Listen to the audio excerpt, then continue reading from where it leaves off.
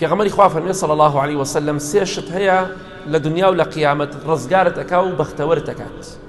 یەکێتی لەو شتانە والقصد في الفقر والغنى، ئینسان مامناوەند بێ وەسەط بێ کاتێک کە دەوڵەمەندە کاتێک کە فەقیرە، واتە ڕێگایەکی مامناوەند بگرێتە بەر. خوای گەورە وەسفی ئیمانداران دەکات، دەفەرمێ ئەوان کاتێک کە ماڵ و سەرۆت و سامانیان دەبەخشن زیادەڕەوی ناکەن و دەستیشیان نانۆقێنن لەو بینەدایە، واتە ماڵ و مناڵی خۆت مەچەوسێنەوە، بەڵام بە جۆرێکیش مەبە خەڵکەیە مەعاش وەرەگرێ دوای سێ چوار ڕۆژ پارەی پێ نەماوە، ئەوەنەی قەرز کردووە ئەوەنەی قەرز کردووە هیچ پێ نەماوە. خەڵکیشێ بۆ خۆی بە عاقڵی دەورە بینێت خۆی لەم مەسەلەدا خاڵێکی زۆر گرنگەیە.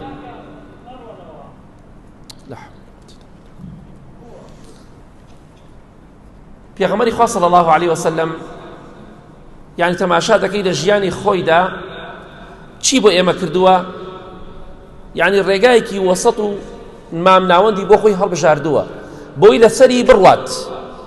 ئێمەش با ئینشاڵڵا بۆ شێوەیە بین دەستمان شڵپ نەبێ بە جۆرێک بێ کەس نەزانێ یعنی تۆ چۆن ئەژیت، خۆش نازانی چۆن ئەژیت، بە جۆرێکیش نەبێ ماڵ و مناڵەکەت بچەوسێنیتەوە.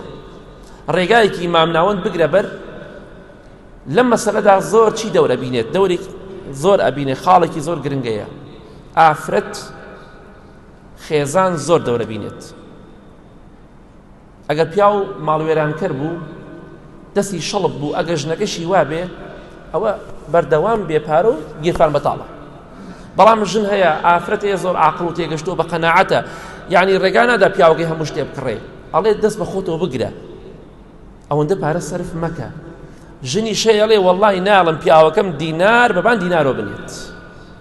بۆیە زۆرێک لە پیاوەکان خەڵکی زۆر ئەزانم بەردەوام گیرفانی بەتاڵ و بێپارەیە لەبەر ئەوەی ژنەکەی ڕەحمی پێ ناکات. ئەوە زۆر گرنگە. بۆیە خوشکە بە ڕێزەکان داواتان لێ دەکەم ڕەحمتان هەبێ بەرامبەر بە پیاوەکانتان. وەڵڵا لەولاوە ژنێک ئامۆژگاری دەکات فڵان کەس نێڵی پیاوەکە دینار بەربان دینارۆ بنێ لەبەر ئەوەی ژن نێنێ بەسەرتا، ئەمیش لەبەر ئەوەی ئەو هەدەفە جێبەجێ بێ ئامادەیە هەموو کاتێک پیاوەکەی مفلیس کات. یەکێ لە هۆکارەکان ئەوەیە.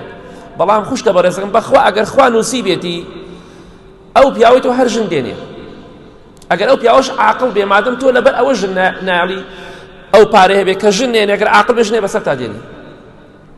لەبەرەوە ئینسان عاقڵ و تێگەشتوو بێ، ژن زۆر دەورە بینێ لەم مەسەلەدا.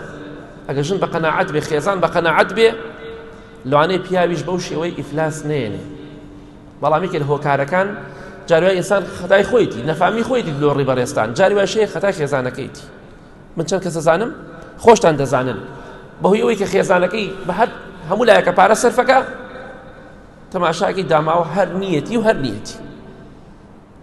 بۆیە ئینسان لەم مەسەلەدا ئەگەر پێی خۆشە ڕزگاری بێ هەم لە دنیا هەم لە قیامەت، لە قیامەتیش محاسبەی قورس نەکرێ لەسەرەوەی کە ئەو هەموو پارەی سەرف کردووە، با بزانێت چۆن پارەکەی سەرفەکات، گونک بژێریش نەبێ بڵێ کاگە و ڕژە ئەوەنە برنج بکڕی چتاکرد خواتان چی لێ هات، نە وەسەط بە بۆ ئەوەی چاود لە دەستی خەڵک نەبێ، بۆی چاود لە دەستی خەڵک نەبێ و احتیاج نەبیت، ئەوەی کە هەتە قەناعەتت پێی هەبێ.